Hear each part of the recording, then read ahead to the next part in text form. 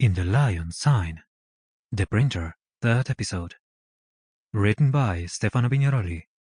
Narrated by Luis Cruz. Published by TekTime. Preface. In the Lion Sign concludes the trilogy of the Renaissance settings, entitled The Printer, preceded by The Shadow of the Bell Tower and The Bronze Crown. Protagonists once again are the indomitable leaders, the Marquis Andrea Franciolini and the Countess Lucia Balleani, condemned by fate to constantly postpone their wedding, the seal of a great love. And with them, their descendants, the homonymous of nowadays Andrea and Lucia. The unexpected call to arms which came from the Duke of Urbino on the day of the wedding forces Andrea to go through a perilous journey, first to northern Italy and then to the Netherlands. And Lucia takes again the charge of the regency of the city of Jesi and its county. So the narration splits. On one side there is an errant knight and his adventures, studied and enriched by the encounter with historical characters, as in the case of the cunning and ruthless Giovanni Dalle Bande Nere, and the rival first and friend then, Duke Franz Vollenweider, mercenary, half trickster and half lansquenet. On the other hand, Lucia, a caring mother, a lover with intense passions, and a pink governess in an era dominated by men, who only in Bernardino, the printer, finds a shoulder, a confidant, and an ally. In the background, the clash between the Emperor Charles V and the Pope with his allies, from the King of France to the various lords of Italian cities, who make and break alliances with Machiavellianism. Battles, intrigues, love, moonlight saga, and, above all, two great mysteries, emerged from the bowels of the earth, from the excavations in the square overlooking the Palazzo della Signoria, the government palace in Jesi, tie and mark the events of the two, Lucia and the Andrea of yesterday and today. An ancient codex, wanted and coveted even by Hitler, and an icon depicting the transverse lion, symbol of the city, disturbed dreams, generate anguish and lust for knowledge, and lead to action. A fluid prose returns not only the colors, but also the sounds and atmospheres of places and situations, and chains the reader to the page from the first to the last chapter in a crescendo of interest for the fate of the protagonists.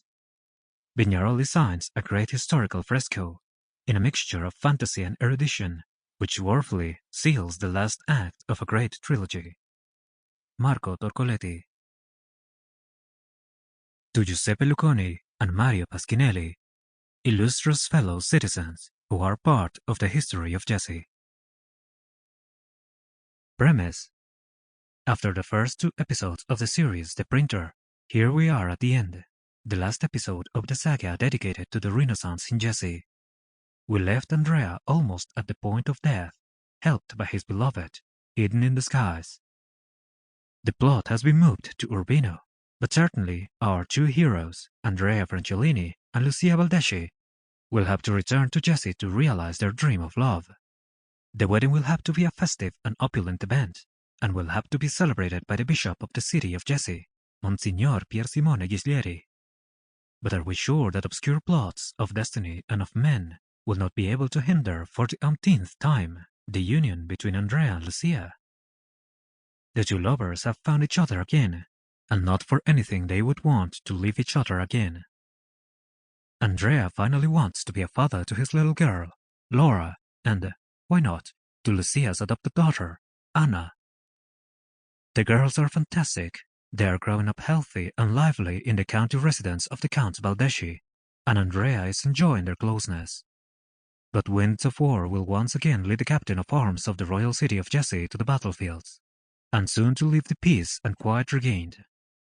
The lansquenets press the gates of northern Italy, and the Duke Della Rovere, in a strange alliance with Giovanni De Medici, better known as Giovanni Dalle Bande Nere, will do his best to prevent German soldiers from reaching Florence and even Rome. Avoiding the sacking of the Eternal City in 1527 will not be an easy task, neither for the Duke Della Rovere, nor for Giovanni Dalle Bande Nere, nor for Captain Franciolino de Franciolini. Let us once again follow the events of the characters of the 16th century through the discoveries of ancient documents and archaeological finds of the young couple of researchers of our time. Sample complete. Ready to continue?